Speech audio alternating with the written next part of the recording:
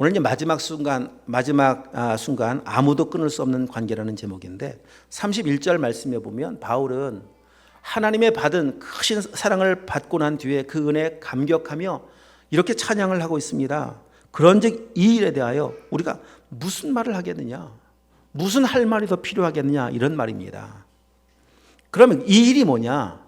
이 일은 지금까지 로마서 8장 1절부터 보았던 내용 전체입니다. 믿음으로 의롭다함을 받아서 더 이상 정죄함을 받지 않게 하신 은혜, 성령을 선물로 받아서 하나님 아버지를 나의 아빠 아버지로 부르며 살 수 있게 하신 은혜, 그리고 하나님의 자녀가 되어서 장차 큰 영광을 바라보게 하신 은혜, 어떤 고난 속에서 낙심치 아니하게 하시는 은혜, 또한 29절 말씀, 30절 말씀과 같이 하나님께서 마침내 나를 영화롭게 하실 은혜, 이 은혜 아니겠습니까? 그 은혜를 받았는데, 이 엄청난 은혜를 받았는데 무슨 할 말이 더 필요하겠느냐라고 하면서 감격하며 환호성을 지르고 있는 겁니다. 오늘 마찬가지로 하나님께서 베푸신 그 은혜가 우리의 삶에 그 은혜를 누리며 산다면 우리가 지금 어떤 환경에 처해 있다 할지라도 우리도 바울처럼 감격하며 감격이 넘치는 신앙생활을 할 수 있습니다. 여러분 한번 스스로를 점검해 보십시오. 이런 감격이 삶에 있습니까? 그런 감격이 없다면 바울이 받은 은혜와 우리가 받은 은혜가 달라서가 아니에요. 바울은 더 큰 은혜를 받았고 우리는 조그만 은혜를 받아서가 아닙니다. 바울이 받은 은혜나 우리가 받은 은혜나 똑같은 은혜입니다. 똑같은 은혜를 받았는데도 감격이 적은 이유는 누리지 못하기 때문입니다. 자, 어떤 사람이 이제 시골에 계신 부모님을 비싼 돈을 들여 크루즈 여행을 태워드렸습니다. 그리고 말씀드렸습니다. 이 표를 가지고 배에 타시면 그 배에 있는 모든 시설을 다 누릴 수가 있습니다. 먹고 싶은 음식 다 먹을 수 있습니다. 한식, 중식, 일식, 양식 다 드실 수 있고요. 거기에 있는 좋은 시설 다 누릴 수가 있습니다. 피곤하면 사우나도 가실 수 있고 다 할 수 있습니다. 그러고서 이제 표를 손에 쥐어주고 배를 태웠습니다. 끼니 때가 와서 식당을 가야 하는데 밖에서 보니까 식당이 너무 으리으리하고 밖에 가격표도 붙어 있는데 가격이 너무 비싸고, 분명히 이거는 모든 그냥 자유이용권이라고 말씀을 드렸는데 가격이 막 붙어 있는 거 보니까 돈을 혹시 또 내야 되나 본다. 이건 자유이용권 끊지 않은 사람들이 돈 주고 사서 먹는 이제 그런 식당 아니겠습니까? 그래서 겁이 나서 식당을 못 들어갑니다. 그럼 편의점 가서 육개 장사 먹고 매일 그 며칠 동안에 그 모든 걸 이용할 수 있는데 아무것도 이용 못하고 방에서 나오질 못합니다. 겁나서 들어가질 못합니다. 그리고 여행이 끝났다고 생각해 보십시오. 얼마나 안타까워요. 그렇잖아요? 그렇다는 거, 우리가 하나님께서 우리에게 주신 생명이라는 그 선물 안에는 하나님께서 주고 싶어 하시는 모든 것이 다 들어있고 이 땅에 누릴 수 있는 모든 풍성하신 하나님의 나라가 다 있는데 못 누리고 산다고 생각해 보십시오. 얼마나 비싼 천국 티켓 값을 지불하고 우리에게 천국 티켓을 이렇게 주셨고 천국 열차 타고 지금 승선하여 가고 있습니까? 누릴 게 많은데 못 누리고 살고 있다면 이보다 안타까운 일이 어디에 있겠습니까? 그래서 말씀을 열 때마다 우리에게 주시는 말씀이 어떤 내용인가 하면 이미 다 지불했다. 정죄함이 없다. 더 이상 마귀가 너희를 어떻게 할 수가 없다. 마음껏 하나님께서 주신 자유를 맛보며 누리라고 말씀하시는 내용이 성경의 말씀 아니겠습니까? 누리며 사실 은혜가 있길 축복합니다. 자, 그러면 그 누려야 될 내용이 무엇인가를 오늘 이게 결론의 부분에서 바울이 구체적으로 알려주고 있는데, 자, 오늘 31절부터 35절까지의 말씀에 보면은 질문 형식으로의 하나님의 은혜를 아주 잘 설명을 해주고 있는데 31절 말씀에 보면은 누가 대적하리요? 이 일에 대해서 우리가 무슨 말을 하겠고 누가 대적할 수가 있겠느냐? 질문이죠. 32절 말씀에는 모든 것을 우리에게 주시지 않겠느냐? 또 질문이죠. 33절 누가 하나님께서 택하신 자들을 고발하겠느냐? 34절 누가 정죄하겠느냐? 35절 말씀 누가 그 사랑에서 끊을 수가 있겠느냐? 그 말씀의 핵심이 뭐겠습니까? 아무도 대적할 수가 없고 아무도 고발할 수가 없고 아무도 정죄할 수가 없고 아무도 그 누구도 사랑에서 끊을 수 없다는 것입니다. 왜냐하면 하나님의 자녀가 되었기 때문에, 이미 우리는 하나님의 은혜로 천국행 열차를 탔기 때문에 그런 겁니다. 이 모든 것을 은혜라고 말을 합니다. 그럼 세 분화해서 그 은혜가 어떤 은혜인지 살펴보겠습니다. 먼저 하나님의 은혜가 있습니다. 31절 말씀 다시 한번 읽어보겠습니다. 그런즉 이 일에 대하여 우리가 무슨 말 하리요? 만일 하나님이 우리를 위하시면 누가 우리를 대적하리요? 하나님의 첫 번째 은혜는 우리의 보호자가 되시는 은혜입니다. 하나님이 우리를 위하시는데 과연 누가 대적할 수가 있겠느냐? 여기 위하신다라고 하는 말은 대항하여 맞서 싸운다, 그런 의미가 있습니다. 하나님께서 나를 대신하여 싸우시는데 과연 누가 나를 대적하여 넘어뜨릴 수가 있겠느냐, 이런 말 아니겠습니까? 여기 대적이라는 말이 나옵니다. 대적이 누굽니까? 원수 마귀잖아요. 원수 마귀. 자, 원수 마귀가 나의 대적, 우리의 대적된 것은 은혜입니다. 왜냐하면 이 한 말씀만 가지고도 참 감격이 오더라고요. 전에는 원수 마귀 편이었습니다. 원수 마귀의 그 수하에 있었습니다. 마귀의 종이었습니다. 마귀 한 편이었습니다. 마귀가 뗄래야 뗄 수가 없었습니다. 그런 존재로 살고 있었던 우리를 건져내셔서 마귀의 그 어둠에서, 죄악에서, 사망에서, 마귀의 수하에서 건져내셔서 하나님께 소속된 사람 되게 하시면서 이젠 마귀가 대적이 되어버렸잖아요. 얼마나 큰 은혜입니까? 하나님과 한편 되기 시작하니까, 하나님 한편 되어 있으면은 하나님 한편 된 사람이 누리는 그 영광이 크다는 겁니다. 하나님 안에서 누리는 기쁨이 있다는 겁니다. 승리의 기쁨이 매일매일 이루어집니다. 더 이상 마귀가 대적할 수 없는 그러한 완전하신 하나님의 자녀가 되어 살아가는 것, 얼마나 큰 영광이고 기쁨이겠습니까? 마귀가 아무리 공격을 해도요, 천국 열차에서 끌어내릴 수가 없어요. 공격을 해도 이런 겁니다. 여러분 세차장, 자동 세차장 들어가시면 문 꼭 닫고 쭉 들어가면서 물이 쫙 쏟아지잖아요. 순간 움찔하긴 하지만 걱정하세요? 걱정하지 않습니다. 그런 겁니다. 하나님 안에 있다라는 그런 겁니다. 밖에서 아무리 대적을 하고 공격을 하고 참소를 하고 그래도 우리를 어찌할 수 없는, 대적할 수 없는, 왜? 하나님이 우리를 위하시기 때문에, 우리와 함께 하시고 우리를 대신해 싸우시기 때문에 그런 겁니다. 안심하라는 거예요. 하나님 나의 보호자가 되시기 때문에 이 땅을 살아가면서 두려워하지 말라는 메시지입니다. 두 번째, 하나님께서 행하신 일, 32절입니다. 시작. 자기 아들을 아끼지 아니하시고 우리 모든 사람을 위하여 내주시니가 어찌 그 아들과 함께 모든 것을 주시지 아니하겠느냐. 모든 것을 주실 수 있으신 분, 하나님은 우리의 공급자가 되신 분이라는 사실입니다. 이 사실을 확실하게 알려주시기 위해서 먼저 무엇을 말씀하시느냐? 자기 아들도 아끼지 않고 내어주셨다. 전부를 주셨다는 겁니다. 전부를 다 주셨는데 아들까지 내어주셨는데 뭐가 아까워서 못 주시겠느냐. 이렇게까지 말씀하신데도 불구하고 우리가 하나님의 공급을 받지 못하는 이유는 어디 있느냐? 한 가지입니다. 구하지 않기 때문입니다. 구하면 주신다고 약속해 주신데도 불구하고 구하지 않아요. 여러분, 구하며 사십시오. 하나님의 선물은, 우리에게 주실 모든 선물은 다 준비되어 있습니다. 문제는 우리예요. 구하지 않으면 주시지 않았어요. 받지 못합니다. 만약에 열심히 구했는데도 불구하고 아직 받지 못해, 공급받지 못하고 살고 있다면 뭐 의미는 여러 가지가 있을 수 있습니다만 아직 때가 되지 않았다거나 아니면 없는 것이 훨씬 유익하기 때문일 수 있습니다. 아무튼 구하는 겁니다. 하나님께 구할 때 주신 은혜가 있습니다. 우리 지난주에도 살펴보았죠. 하여튼 기도하는 겁니다. 기도할 때 성령님이 도와주시고 성령님이 함께 하시면 기도를 바꿔주시고 기도 가운데 풍성한 은혜가 무엇인가 알게 하시는 분이십니다. 여러분, 구하며 사십시오. 하나님께서 공급하신 풍성한 것이 준비되어 있습니다. 세 번째, 하나님의 은혜, 33절입니다. 읽겠습니다. 누가 능히 하나님께서 택하신 자들을 고발하리요? 의롭다 하신 이는 하나님이시니 누가 정죄하리요? 의롭다 하시는 분, 그 말이 뭡니까? 하나님은 의롭다라고 재판하시는 분이라는 사실입니다.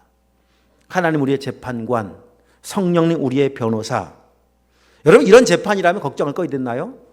걱정할 거 없습니다. 여기 고발이라는 단어가 나왔어요. 고발. 누가 고발을 할까요? 여러분, 고발하는 자가 누구예요? 마귀잖아요, 마귀. 마귀가 여러분 고발을 하면, 하나님께 고발을 하면 그 사건을 가지고 이제 판결을 내려야 합니다. 그럴 때 여러분 생각해 보십시오. 그 사건의 변호사가 성령님이라니까요. 예수님은 그 일의 증인이 되시고 하나님은 재판관이 되시고 여러분의 문제를 가지고 고발한다고 생각해 보십시오. 저 어떤 집사가 지난 연휴 때 어디 놀러 가서 한잔했어요. 이걸 가지고 고발한다고 생각을 해 보십시오. 그러면 그 건을 가지고 고발할 때 성령께서 뭐라고 변호해 주시겠습니까? 이렇게 변호하시겠죠. 아버지 하나님, 예수님께서 십자가에 달려 돌아가실 때 그 문제까지도 대신 죽으셨습니다. 그러니 무죄입니다.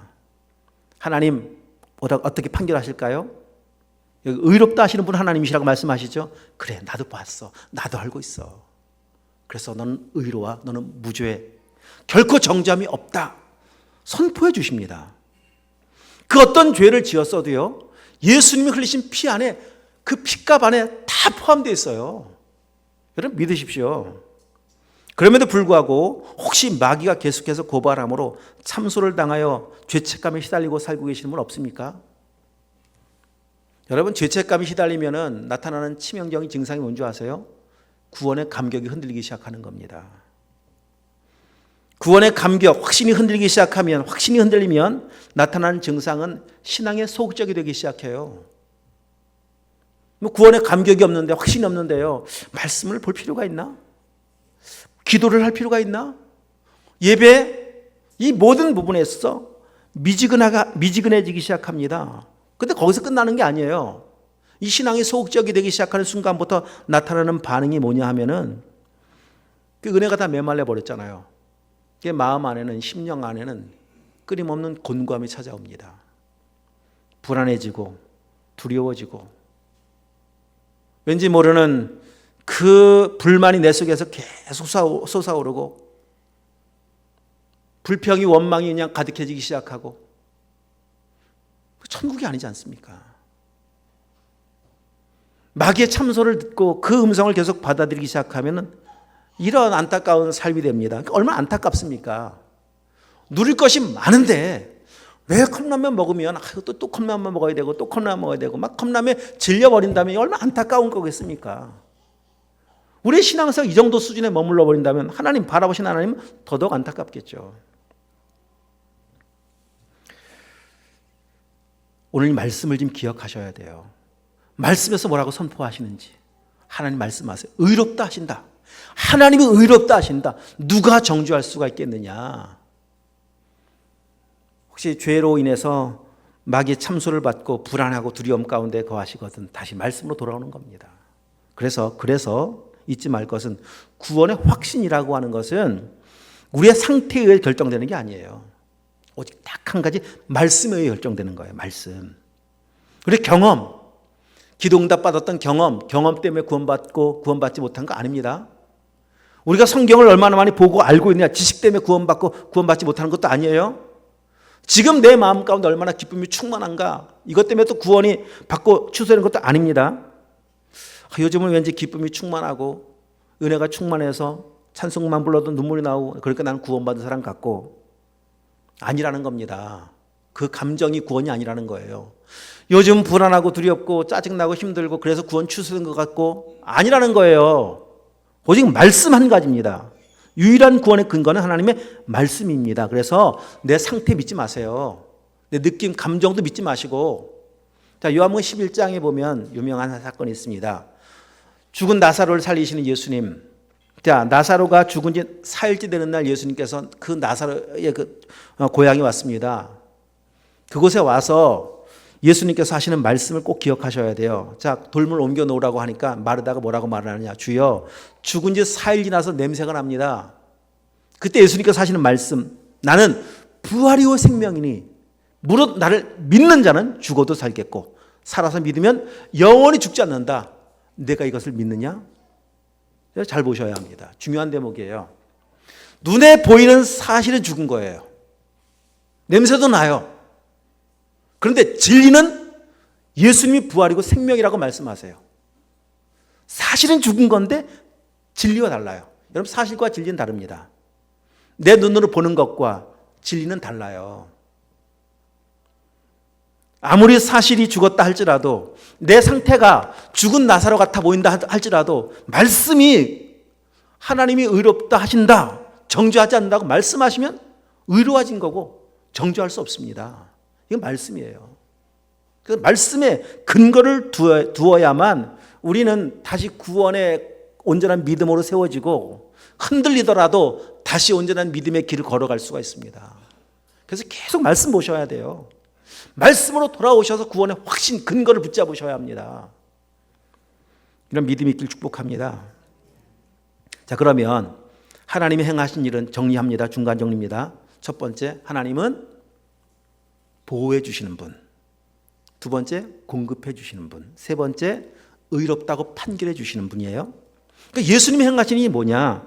자, 34절 읽어봅니다. 시작. 누가 정죄하리요? 죽으실 뿐 아니라 다시 살아나신 이는 그리스도 예수시니 그는 하나님 우편에 계신 자요 우리를 위하여.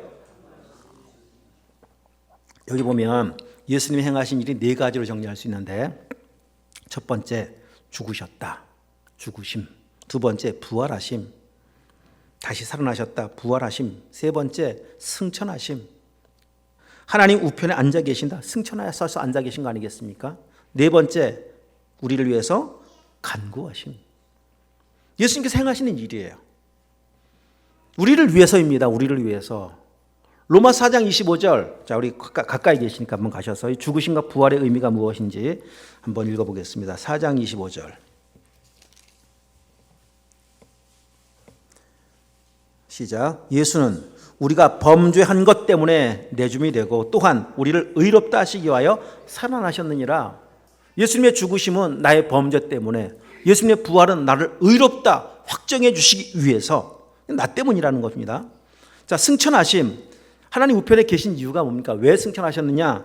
요한복음 앞으로 오셔서 14장을 한번 보실까요? 요한복음 14장.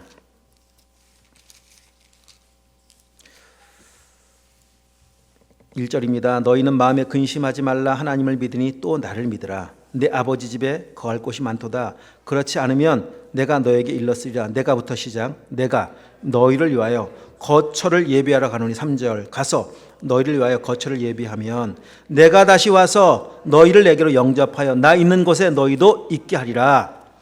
하나님 아버지께 먼저 승천하신 이유가 여기 있습니다. 우리가 살 거처 준비하러 가신 거예요. 선발대입니다. 선발대는 한 일이 많아요. 후발대는 가서 선발대가 다 준비한 그곳에 가서 먹고 마시고 누리면 돼요.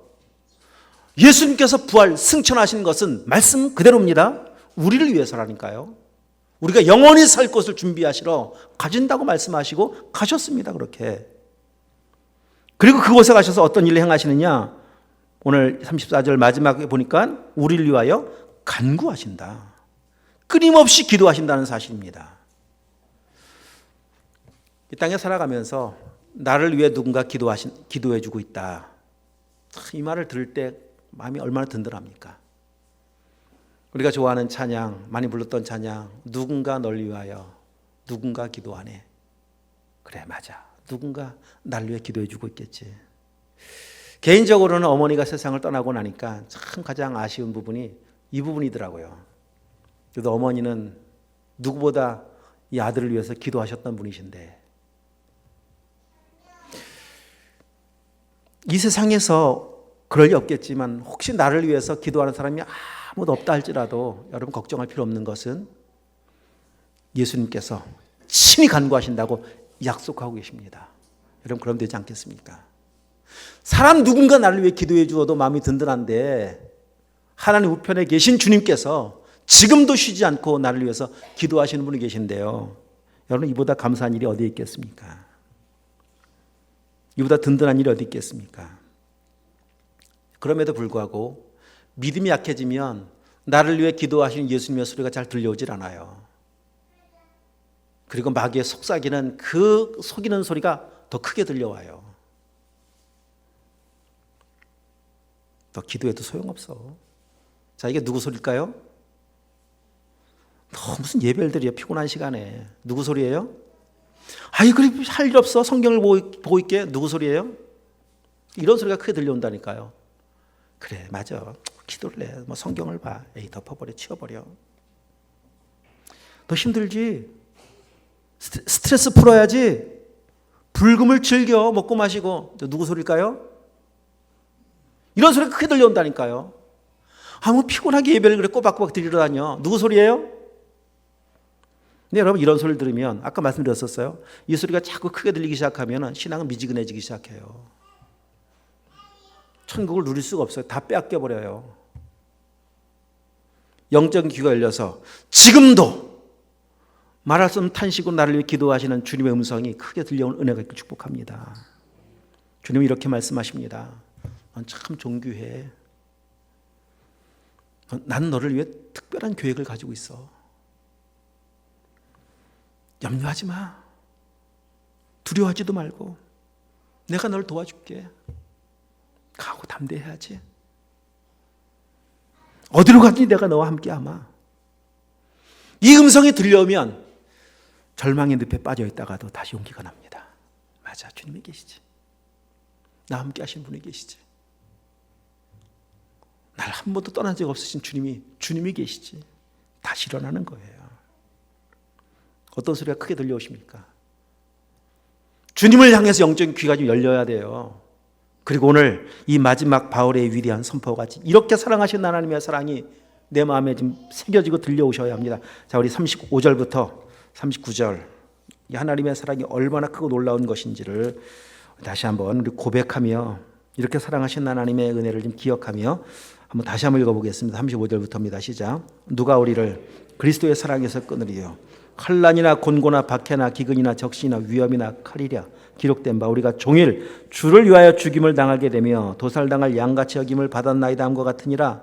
그러나 이 모든 일에 우리를 사랑하시는 이로 말미암아 우리가 넉넉히 이기느니라. 내가 확신하노니 사망이나 생명이나 천사들이나 권세자들이나 현재일이나 장래일이나 능력이나 높음이나 깊음이나 다른 어떤 피조물이라도 우리를 우리 주 그리스도 예수 안에 있는 하나님의 사랑에서 끊을 수 없으리라. 할렐루야. 여기 나와 있는 35절 7까지 38, 39절 10까지 뭐 어떤 사건이든 어떤 환경 사람이든 영적인 세계에 속한 천사들이라 할지라도 성경이 약속하고 말씀하십니다. 하나님의 사랑에서는 끊을 수가 없다. 자, 바울은 우리 고린도 후서 11장을 가서 보시면 적어두시고 고린도 후서 뒤로 한번 가보십시오. 그가 사역하는 사역 현장에서 실제로 겪었습니다. 이건 이론이 아닙니다. 이 35절부터 39절까지의 말씀은 자, 고린도 후서 11장 23절부터 27절까지 한번 읽어보겠습니다. 그들이 그리스도의 일꾼이냐 정신없는 말을 하거니와 나는 더욱 그러하도다. 내가 수고를 넘치도록 하고 옥에 갇히기도 더 많이 하고 매도 수없이 맞고 여러 번 죽을 뻔하였으니 유대인들에게 40에서 하나 감한 매를 5번 맞았으며 3번 태장으로 맞고 1번 돌로 맞고 3번 파선하고 일주일을 깊은 바다에서 지냈으며 여러 번 여행하면서 강의 위험과 강도의 위험과 동족의 위험과 이방인의 위험과 신의 위험과 광야의 위험과 바다의 위험과 거짓 형제 중의 위험을 당하고 또 수고하고 애쓰고 여러 번 자지 못하고 줄이며 목마르고 여러 번 굶고 춥고 헐벗어노라. 지금 고백했던 이런 모든 종류의 고난을 바울이 다 당합니다. 참 이해가 안 되는 것일 수 있습니다. 어떻게 생각해 보면은 예수님 만났습니다. 모든 걸 다 버리고 사명의 길을 걸어가는 중에 만난 고난입니다. 아니 이런 고난이 요나처럼 도망다니다가 만난 고난이라면 이해가 되잖아요. 그런데 도망간 것도 아니고 진짜 그가 누렸던 모든 것들을 배설물처럼 버리고 그 영광을 위해서 사명을 위해서 달려가고 있는데 무슨 보상이 오는 게 아니라 이런 고난을 만난다면 이 사명 계속 감당해야 되는 건가? 내가 예수 제대로 믿고 있는 건가? 이런 생각이 안 들겠습니까? 굳이 이 길을 가야 될 것인가? 이런 생각이 안 들겠습니까? 이런 생각 속에 머물러 있다 보면 그 생각의 수준을 벗어나지 못하면은요, 거기 여러 가지 당한 바울의 고난들, 수고를 넘치도록 했다, 옥에 갇혔다, 매도 맞았다, 돌에도 던짐받았다. 만약에 그 어떤 것이든 한 가지만 고난을 당해도요, 금방 떠나버리고 맙니다. 왜? 내가 생각하고 기대했던 예수 믿는 게 이게 아니거든요. 예수 믿으면 만사형통되어지고 예수 믿으면 모든 게 잘 되고 없던 길 생기고 문제 있던 거 다 해결되어지고 이걸 생각하고 믿었었는데 뭐 돌이 날라온다고? 그런 예수 왜 믿어? 떠나버리고 마는 거죠. 예수 믿는 것은, 진짜 예수님 믿는 것은요, 엄격하게 말하면 문제 한복판으로 뛰어 들어가는 거예요. 왠지 아세요?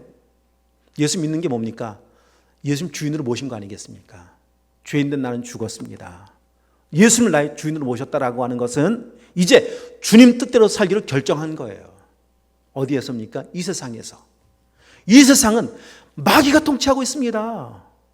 죄가 다스리고 있습니다. 이런 세상에서 주님 뜻대로 살기로 결정하고 가면 왜 거기 부딪힘이 없겠어요? 왜 갈등이 없겠습니까? 왜 고난이 없겠습니까?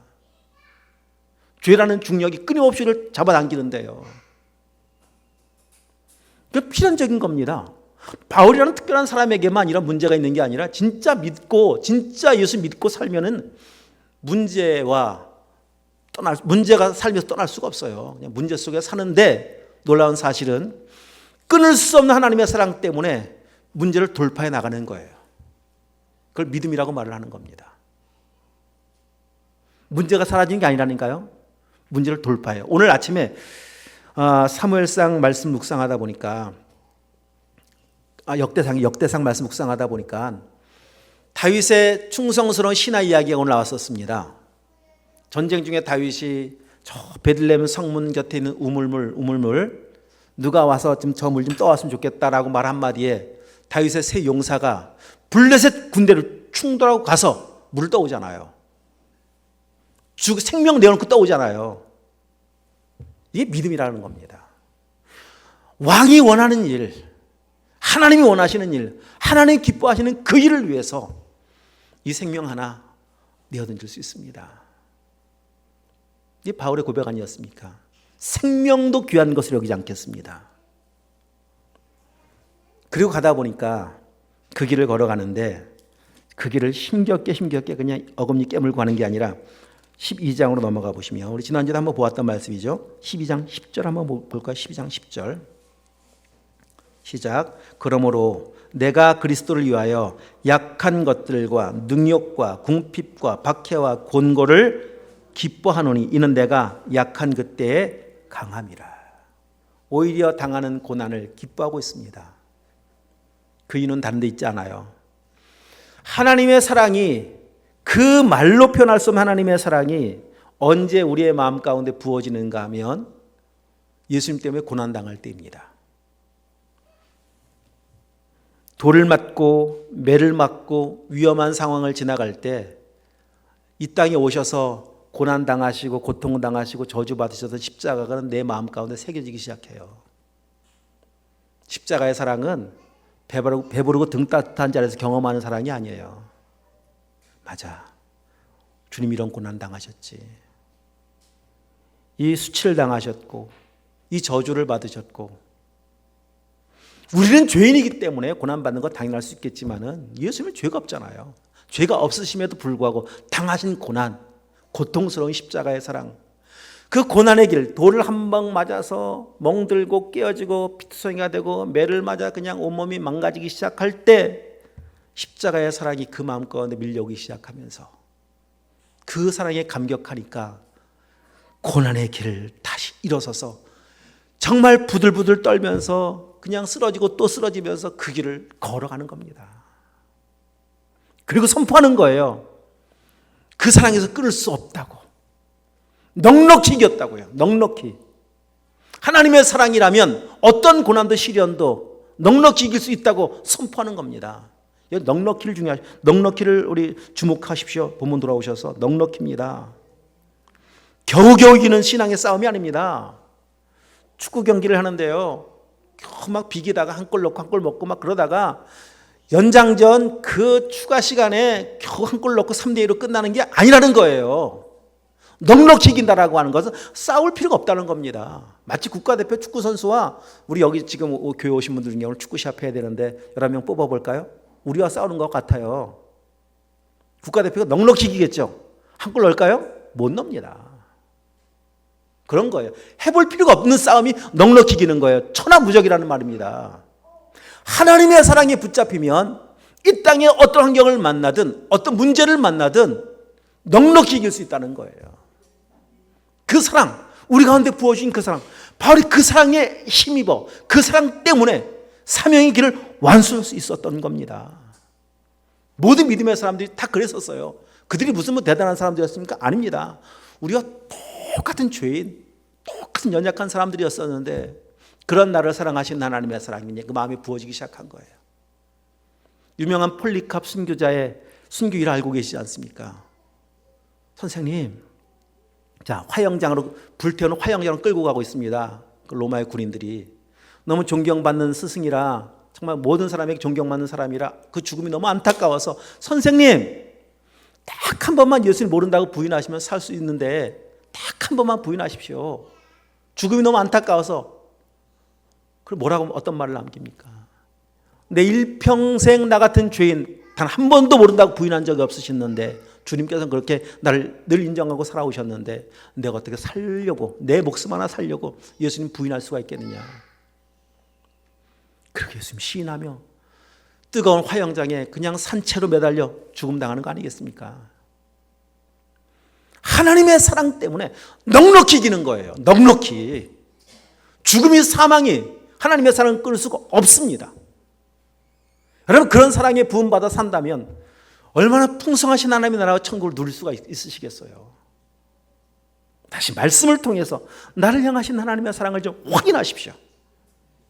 그리고 우리도 그 사랑에 매여서 그 사랑 때문에 나를 사랑하시는 주님을 위해서 이 세상을 살아가는데 그냥 겨우겨우 막 그냥 넘어지고 쓰러지고 살아가는 거 분명히 맞지만 그럴지라도 넉넉히 이기는 사람으로 사망아 와라, 죽음아 와라, 내 안에 주님이 계신다. 이런 믿음으로 살아가시며 하나님이 행하신 그 영광을 정말 마음껏 찬송하며 살아가실 수 있는 은혜길 축복합니다. 여러분 이 말씀 마음에 새겨야 되지 않겠습니까? 마음에 담으시고 머리에도 암송하시고 마음 이 신비에도 새겨놓으시고 읽고 또 읽고 묵상하고 또 묵상하고 어렵고 힘들 때마다 그냥 말씀 묵상하세요. 나를 하나님의 사랑에서 끊을 수 없게끔 지금도 붙잡아주고 계신 하나님의 사랑을 믿으시고 나가시면서 승리하시는 우리 모든 성도들 다 되실 수 있기를 주님으로 축복합니다. 기도하시겠습니다. 하나님 아버지.